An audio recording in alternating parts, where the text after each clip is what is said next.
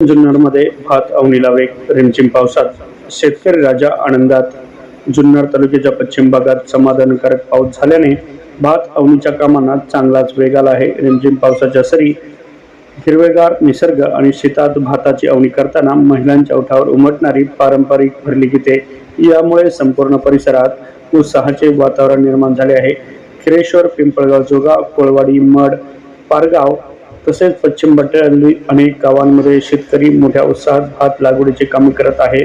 यंदा पावसाने वेळेवर आणि समाधानकारक हजेरी लावल्याने शेतकरी राजाच्या आशा पल्लवित झाल्या असून चांगल्या उत्पन्नाची अपेक्षा व्यक्त केली जात आहे.